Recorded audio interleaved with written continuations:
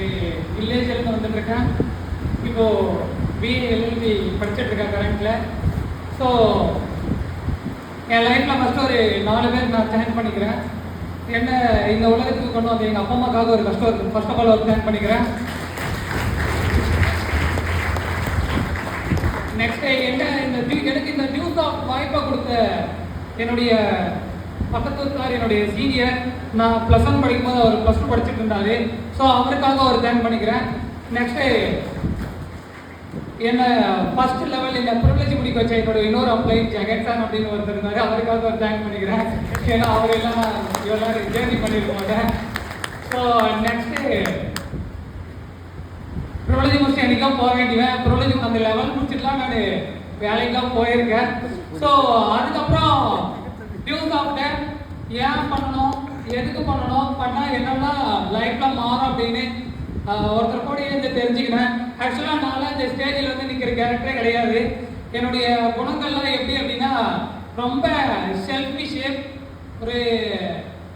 ஒரு ரொம்ப ஈகோ இருக்கும், ரொம்ப ஒரு விட்டு கொடுக்காத ஒரு தன்மை, ரொம்ப ஒரு என்னை யாரும் எதுவும் சொல்லக்கூடாது. ஸோ அந்த மாதிரி ஒரு குணத்தில் இருந்து இன்னைக்கு இவ்வளோ தூரம் ஸ்டேஜ் வந்து நிச்சிருக்கேன் அப்படின்னா காரணம் என் கேரக்டர் எல்லாம் புரிஞ்சுக்கிட்டு, ஸோ எனக்கு ஏற்ற மாதிரி எல்லாமே சொல்லி ட்ரைன் பண்ணி இன்னைக்கு இவ்வளோ தூரம் நிச்சிருக்கேன் அப்படின்னா காரணம் என்னுடைய மென்டர், என்னுடைய குரு ரெஸ்பெக்டட் ஃப்ரேசருக்காக ஒரு ஜபர்தஸ்த் கிளாப் பண்ணிக்கோங்க சார்.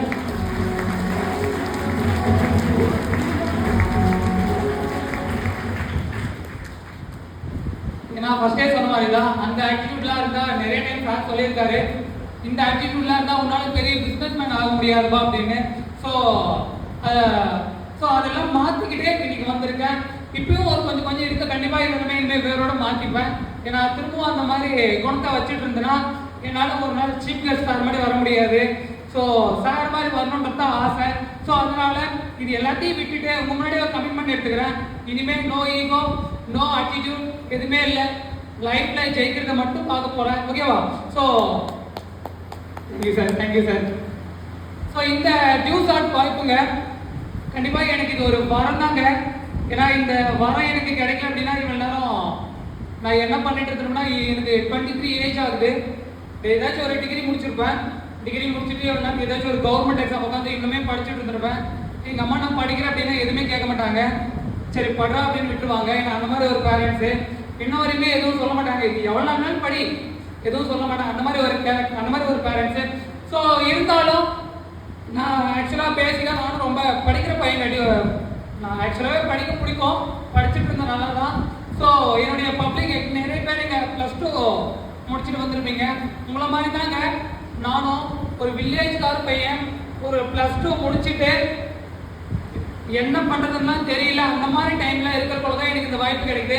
ஆக்சுவலாக எனக்கு இந்த வாய்ப்பு எந்த டைமிங்கில் கிடைக்குது அப்படின்னா நான் தான் சொன்னேன் இல்லையா, ஸ்கூல் போனால் என்ன பசங்க படிக்க விட மாட்டாங்க, சும்மா தொண பேசிட்டு டிஸ்டர்ப் பண்ணிட்டு இருப்பாங்க அப்படின்ட்டு நான் ஸ்கூலுக்கு போகல. நாளைக்கு என்னுடைய ஃபிசிக்ஸ் எக்ஸாம் அப்படின்னா நான் லீவ் போட்டு வீட்லேயே படிச்சுட்டு இருக்கேன்.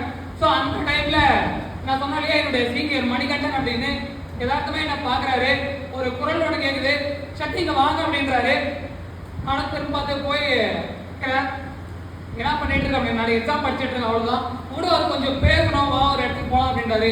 என்னடா அது, ஸ்கூல் படிக்கும்போது அவன் என்கிட்ட பேசவே மாட்டாருங்க. ஏன்னா அவர் பாட்டு அவர் +2 போவேன், நான் +1 போவேன். பட் ஆனால் நான் +2 படிச்சுட்டு வந்து கூட கொஞ்சம் பேசணும் அப்படின்னாரு. எது கூப்பிட்றாரு என்னன்னு தெரியல. ஸோ இது நீங்கள் தனியாக வேறு பேசணும்னா எனக்கு ஒரு பயம் கிளம்பிச்சேன். அது தனியாக வேறு பேசுகிறேன்னாரு பையன் கணிக்கும். ஸோ என்ன பண்ணுன்னு தெரியல. ஸோ சரி என்னெல்லாம் கூப்பிட்றாரு, எங்கள் ஊர் பஸ் ஸ்டாப்பில் தான் போய் உட்காந்து நான் இந்த ஆப்பர்ச்சுனிட்டி எனக்கு கொடுக்குறாரு. ஸோ இந்த ஆப்பர்ச்சுனிட்டி எனக்கு கிடைக்கும் போது போனார் இல்லையா தீபக் சார், ஸோ அவரே என் கூட தான் இருக்காரு. ஃபர்ஸ்ட் இந்த படிக்கிறத பற்றி சொல்லிட்டு வர, நீங்கள் நிறைய +2 பசங்களுக்கு ஒரு குழப்பம் இருக்கும். இன்னைக்கு உங்களுக்குமே இந்த ப்ரெசன்டேஷன் கொடுத்துருப்பாங்க, நீங்களும் கவனிச்சிருக்கீங்க. ஆனால் நான் இப்போ தான் சார் படித்து முடிச்சுட்டு வெளியே வந்த, படிப்புலாம் போதும் தான் காலேஜ் போகலான்னுக்கிறேன். ஸோ திரும்ப அதே மைண்ட் செட்லாம் நானும் இருந்தேன். ஸோ எனக்கு வந்து திரும்ப படிக்கலாம் அப்படின்றாங்க. சுத்தமாக இந்த ஃபர்ஸ்ட் ஆஃப் எனக்கு பிடிக்கவே இல்லை. படத்தில் சொல்லுவாங்கல்ல, ஃபர்ஸ்ட் ஆஃப் எனக்கு பிடிக்கவே இல்லை. கம்ப்யூட்டர் கிளாஸ் கற்றுக்கலான்றாங்க, இங்கிலீஷ் கற்றுக்கலான்றாங்க.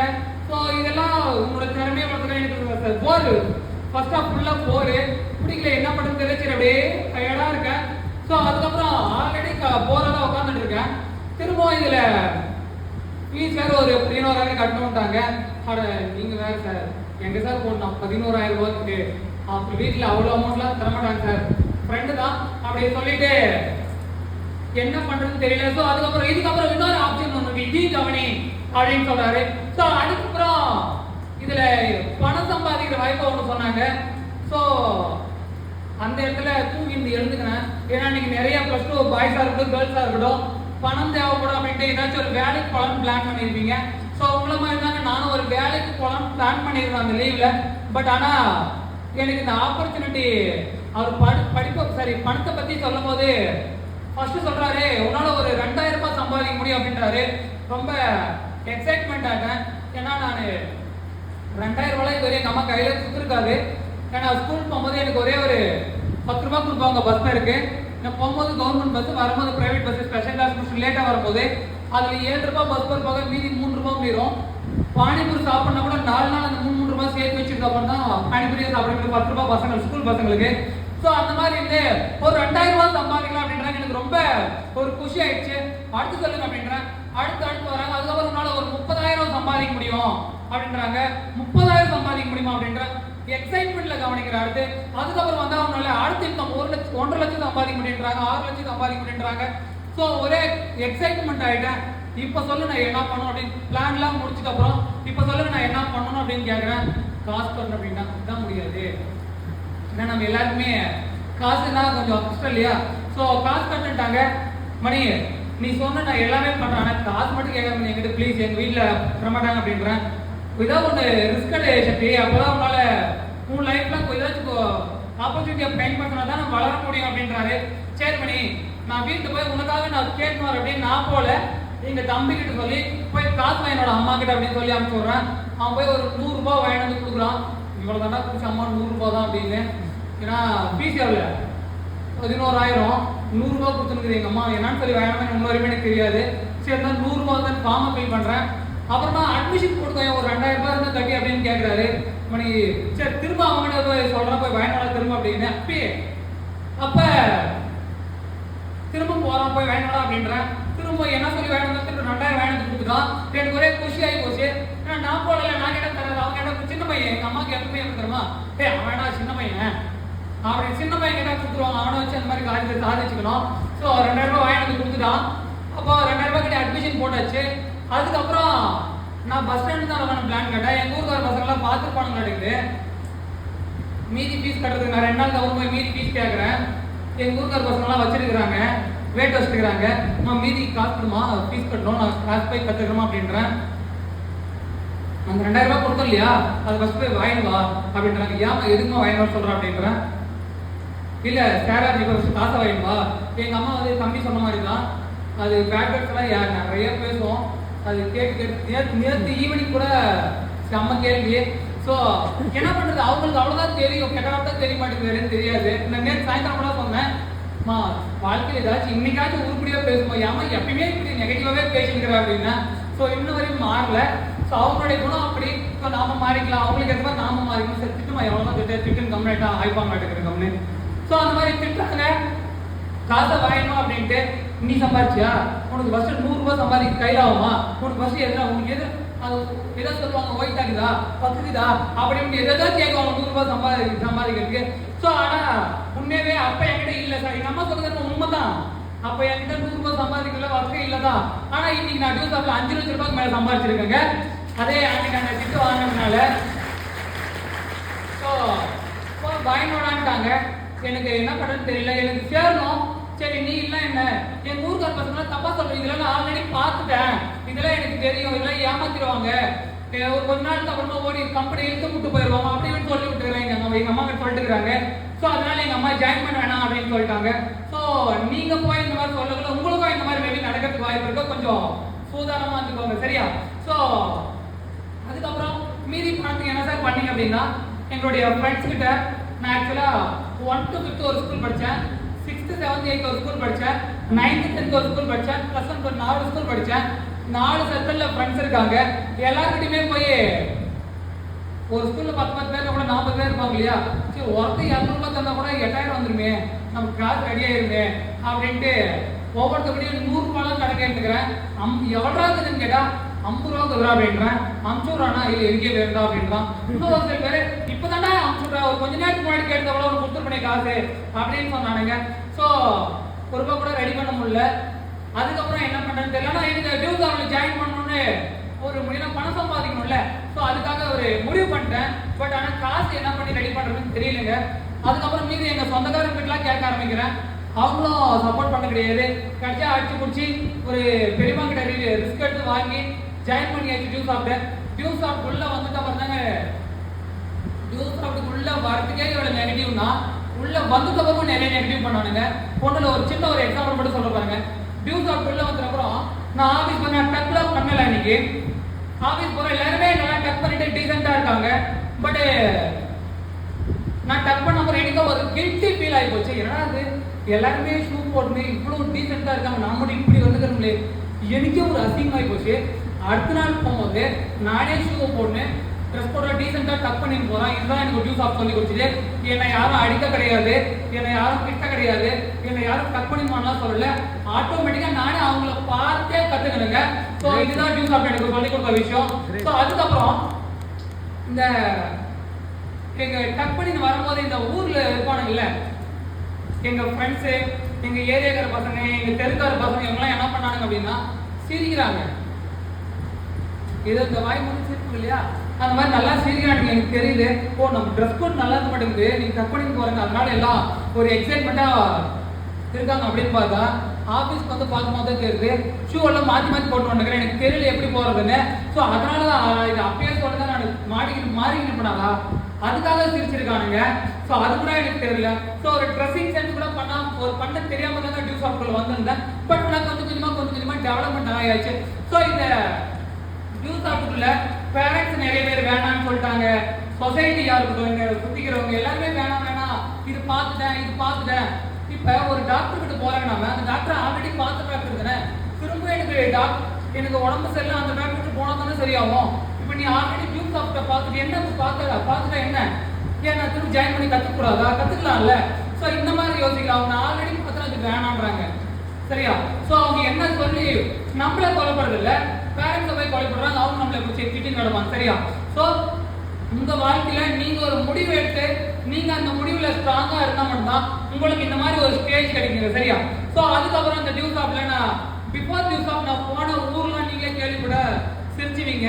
எங்க ஊரு தீபக் சொன்ன மாதிரி நாதேஷ்மிட்டி, எங்க பக்கத்து ஊரு கவுச்செட்டிப்பட்டி, அப்படியே இந்த பக்கம் வந்தா கொடுமாறுமட்டி, அப்படியே அந்தாட்டு போனா பிக்கம்பட்டி, அப்படியே அந்தாட்டு போனா பாப்பார்பட்டி, இப்படிதான் சுத்தி இருந்தேன். எங்க போனாலும் பெட்டி அப்படியே பாப்பார்பட்டி தாண்டா தொட்டலாம்பட்டி, அதுக்கப்புறம் போனா பாலக்கோடு. ஆனா பாலக்கோடு போனதில்லை.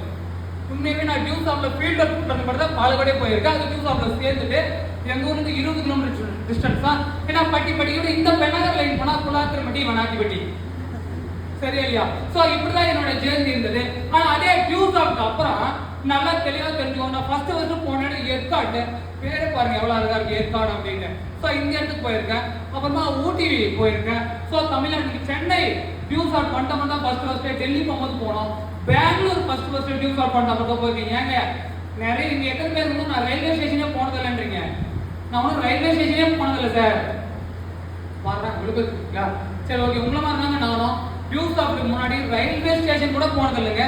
ட்ரெயினை பார்த்தா நிறைய பேருக்கு ஆர்வமா இருக்குது. பஸ்ஸில் போகும்போது நானும் ட்ரெயினை எட்டி பார்க்குது. ட்ரெயின் போகலையா எல்லாருமே குஷியாக இருக்கும் அந்த ட்ரெயினை பார்த்தா. அந்த மாதிரி தாங்க நானும். நான் மேக்ஸிமம் போன டிஸ்டன்ஸ் எதுன்னா கிருஷ்ணகிரி தான். எதுக்குன்னா எனக்கு சின்ன வயசுல கால் வழி போகிறோம், அந்த ஹாஸ்பிட்டலுக்கு போகணும் வேண்டாங்க. தான் நான் மேக்ஸிமம் போன டிஸ்டன்ஸு என் வாழ்க்கையிலே நான் +2 படிக்கிற வரையும். ஆனால் டியூஸ் ஆஃப்க்கு அப்புறம் இப்போ நான் எங்கே நான் அதிக தூரம் ட்ராவல் பண்ணியிருக்கேன் அப்படின்னா இங்கேருந்து தாய்லாந்து ஃபாரின் வரையும் நீங்கள் டியூஸ் ஆஃப்ல ட்ராவல் பண்ணியிருக்கேன். ஸோ ரொம்ப பெருமை, நல்லா ஒரு கிளாஸ் பண்ணிக்கோங்க. ஸோ டியூஸ் ஆஃப் பண்ணிட்டு ஏற்காடு, ஊட்டி, சென்னை, பெங்களூர், கோவா, டெல்லி, ஜெய்ப்பூர், ராஜஸ்தான், தாய்லாந்து இந்த மாதிரி கேள்விப்பட்டிருக்கேன். சப்போஸ் நீங்களும் என்ன மாதிரி கேட்டகரி நிறைய பேர் இருப்பீங்கன்னு நினைக்கிறேன். இதெல்லாம் போகணும்னு ஆசையா இருக்கும். ஆனா எப்படி போறது, நம்ம அங்க எதுக்கு போகணும், அங்க போய் நான் என்ன பண்ண போறேன், இந்த கேள்வி உங்களுக்குள்ள இருக்கு, எனக்கு தெரியும். நான் எதுக்கு போனோம் அப்படின்னா நானும் போகணும்லாம் பண்ணுங்க. எங்க இன்ஸ்டியூட்ல ஒரு ட்ரைனிங் ஆர்கனைஸ் பண்ணாங்க. அந்த ஊருக்கு போய் ட்ரைனிங் எடுத்துக்கினேன். ட்ரைனிங் அட்டன் பண்ணிட்டு சுத்தி பார்த்துன்னு வந்துட்டேன். ஒரே கல்ல 2 மாங்கா. ஊருக்கும் போயாச்சு, ட்ரைனிங் அட்டன் பண்ணாச்சு. ஸோ என்னோட அந்த இடத்துக்கு போயிட்டு அந்த இன்ஸ்டால போஸ்ட் போட்டா ஊருக்கார பசங்களாம் சேர்த்துறாங்க, வேலையை முடிச்சு. புரியுதா இல்லையா? ஸோ இன்னைக்கு நான் ஊருக்கு போனா என் ஊருக்கார பசங்க இருக்கானுங்க. என்ன யாரெல்லாம் இத்தனைக்கும் நான் ஊர்ல நடந்து ஒரு ஜூஸ் ஆப்ல ஒரு நாள் எனக்கு அம்பானி ஸ்டோரி போட்டு காட்டிட்டாங்க. இந்த ஸ்டோரியை போய் எங்க ஊர்ல எனக்கு தெரிஞ்சாத பசங்க கிட்ட இன்னைக்கு என்னடா கத்துக்கணும்னு கேட்டாங்க. இப்படிதான் எனக்கு அம்பானியை பத்தி சொல்லி கொடுத்தாங்க அப்படின்னு சொன்னேன். அந்நேரத்து என் பேர் அம்பானியே வச்சுட்டாங்க. நான் போனா வேட்டா அம்பானி மட்டும் பண்றோம். சத்தியமா இப்படிதாங்க கலாய்க்கவங்களே அம்பானி அம்பானி அம்பானி தான். எனக்கு அன்னைக்கு தெரியல. கலாய்ச்சி இந்த மாதிரி சர்க்கிள் தான் வந்தேங்க. பட் ஆனா ஒரு நாள் அம்பானி மாதிரி ஆயிரம் கண்டிப்பா டியூ சாப்பிட்டு வந்து ஆயிரம் அதுக்கு நம்பிக்கை வந்துருச்சு. ஸோ அதுக்காக பண்ணிக்கோங்க.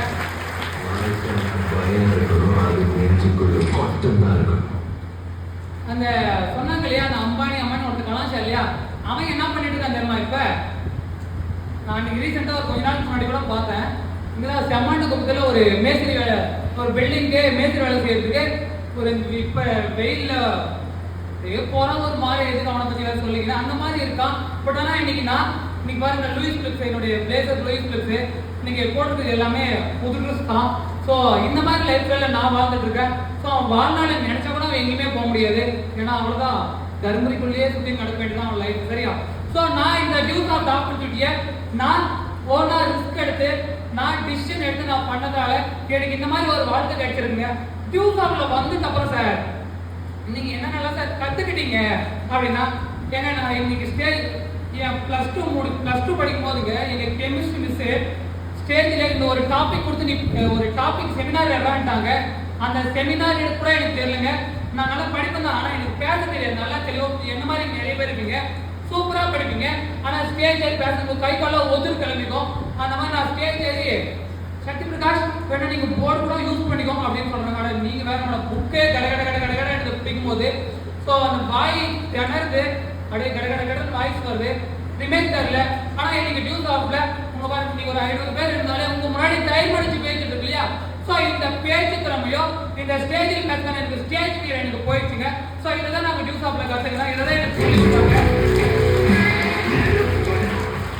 ஸோ இந்த மாதிரி சொல்லிட்டு போனோம்னா ஒரு டூர் போகும்போது ஒரு டூர் மேனேஜ்மெண்ட் ஸ்கில் எப்படி பண்ணணும், ஒரு பணத்தை எப்படி சரியா கையாளணும், ஒரு 24 மணி நேரம் இருக்குன்னா அந்த 24 மணி நேரத்தை எப்படி டைம் மேனேஜ்மெண்ட் பண்ணணும், பிரசன்டேஷன் ஸ்கில், இந்த மாதிரி ஒன்று இல்லாம எல்லாமே சொல்லிக் கொடுக்க நான் ஒன்னொன்னா கத்துக்கினேன். நீங்க ஓரளவுக்கு ஒரு 50% நான் தெளிவாயிட்டேங்க. இன்னும் நான் என் லைஃப் எங்கேயோ இன்னும் நான் ஏகப்பட்ட லெவல் கம்ப்ளீட் பண்ண வேண்டியது டியூஸ் ஆஃப்ல நிறைய அச்சீவ்மெண்ட் பண்ண வேண்டியது. இது எல்லாமே ஒரு நாள் நடக்கும். காரணம் நான் டியூஸ் ஆஃப்ல இருந்தா நான் எப்படிலாம் வாழணும்னு ஆசைப்படுறனோ அப்படி எல்லாமே என் வாழ்க்கை அமையும் எனக்கு நல்லாவே தெரியும். எனக்கு தீபக் சொன்ன மாதிரி தான் நானும் அவனும் இறக்கப்பட்ட சண்டை போட்டிருக்கோம். அடிதடி அப்பா அம்மா கிட்ட இன்னைக்குமே 2 பேருமே ஏடா இவ்வளவு நாளும் போறீங்க 2 பேரும் ₹1 விட்டு கொடுத்துருக்கீங்களான்னு கேட்குவாங்க. கொடுத்ததில்ல தான். ஆனா கொடுக்கும் ஒரு நாள் எங்க அம்மா சொல்லியிருந்தா இருக்கிற பட் மனசுக்குள்ள இருக்கு. ஏன்னா இன்னைக்கு அவங்களுக்கு கொடுக்குறாங்க என்ன இன்னைக்கு என்னோட இந்த கோச்சு எங்க அம்மா காசு தராது 5000 ரூபாய்னா கரெக்டாக அவங்களுக்கு கொடுத்தா ஏன் ட்ரிப் ஃபுல்ஃபில் பண்ண முடியாம போயிடுன்றதுக்காக தான் கொடுக்காம இருக்குங்க. சரியா இல்லையா? ஸோ இந்த டியூஸ் ஆஃப் நான் ஜேர்னி பண்றதுக்குள்ள ஒரு நாள் எனக்கு பிடிச்ச மாதிரி என்னுடைய வாழ்க்கை மாறும். அன்னைக்கு நம்ம உழைக்கிறதே ஃபேமிலிக்காக தாங்க. நீங்களும் இன்னைக்கு நிறைய பேர் உங்க அப்பா அம்மாவை பார்த்துக்கணும், என் கூட பார்த்தவங்களை நல்லா பார்த்துக்கணும் அப்படின்னு உங்களுக்கு நிறைய பேருக்கு நீங்க ஆசை இருக்கும். பட் அதுக்கு என்ன பண்றதுன்னு தெரியாம இருக்கீங்க. நான் டியூஸ் ஆஃப் சரியா எடுத்து பண்ணதுனால இன்னைக்கு பாருங்க என் கூட பார்த்தோமே என் ஸ்டேஜ்லயே என் கூடியே நான் முடிச்சால் எவனா அவனும் முடிச்சிருக்கான். அதே மாதிரி இந்த வருஷம் இதே மாதிரி எங்க 2 பேருக்கும் திரும்பவும் செலிப்ரேஷன் நடக்கும். அதை டியூஸ் ஆஃப்ல நாங்க 2 பேருமே பென்ஷன் வாங்கியிருப்போம். இன்னொரு செலிப்ரேஷன் நடக்கும், நாங்க 2 பேருமே கார் வாங்கியிருப்போம். ஸோ உங்களுக்கும் உங்க லைஃப் இந்த மாதிரி மாறணும், என் கூட பண்ணதுல நல்லா இருக்கணும் சார், என் ஃபேமிலி நல்லா இருக்கணும் சார் அப்படின்னா டியூஸ் ஆஃப் ஆப்பர்ச்சுனிட்டியை சூஸ் பண்ணுங்க. ஸோ உங்க லைஃப் நல்லா இருக்கும். ஸோ அதுக்காக ஒரு ஜபர்தஸ்த் கிளாப் அடிக்கும் மை ஃப்ரெண்ட்ஸ். ஸோ நான் தெளிவாக ஃபர்ஸ்டே சொன்னேன், என் வாழ்க்கைக்கு தேவையான முடிவும் நான் எடுத்துக்கிட்டேன். அதுக்கான முயற்சி எப்படிலாம் அமௌண்ட் அரேஞ்ச் பண்ணலான்னு ரிஸ்கி நான் தான் எடுத்தேன். ஸோ அதனால இந்த ஸ்டேஜில் நான் வச்சுட்டு இருக்கேன். ஸோ என்னுடைய கமிட்மெண்ட் சொல்லி நான் வைண்ட் அப் பண்ணிக்கிறேன். டியூஸ் ஆஃப் கடல் போலங்க, கடல்ல ஜெக்கெட் போறதும் நீ மோட்டர் பைப் வச்சு எடுக்கிறதும் அது உங்க கையில் தான் இருக்கு. ஸோ நான் இன்னும் நிறைய எடுக்க வேண்டியிருக்கு டியூஸ் ஆஃப்ல இருந்து. ஸோ என்னோட கமிட்மெண்ட் என்ன அப்படின்னா டியூஸ் ஆஃப்ல நெக்ஸ்ட் 2-3 மாசத்துக்குள்ள என்னுடைய ராயல்டி அந்த பென்ஷன் அப்படின்ற லெவலில் நான் முடிச்சிருக்கணுங்க. அதுக்கப்புறம் அந்த 3 மாசத்துக்குள்ளேயே என்னுடைய ட்ரீம் கார் ஆல்ரெடி புக் பண்ணியாச்சுங்க. இன்னும் கார் டெலிவரி மட்டும்தான் பெண்டிங். கார் கம்பல்சரி எடுத்திருப்பேன். ஸோ அது மட்டும் இல்லாமல் இந்த 3 மாசத்துக்குள்ள ஒரு நாள் என் டீம் இந்த மாதிரி ஒரு ஆன்ல ஒரு செமினார் ஒன்று பண்ணியிருக்கணும். ப்ளஸ் அது மட்டும் இல்லாமல் இந்த வருஷம் எண்டிங்குள்ள எனக்கு 200 ஷர்ட்டு 200 பேண்ட் எடுத்துக்கணும். இதுதான் என்னுடைய ஸ்ட்ராங்கான கமிட்மெண்ட்டுங்க. ஸோ பேச வாய்ப்பளித்த அனைவருக்கும் நன்றி.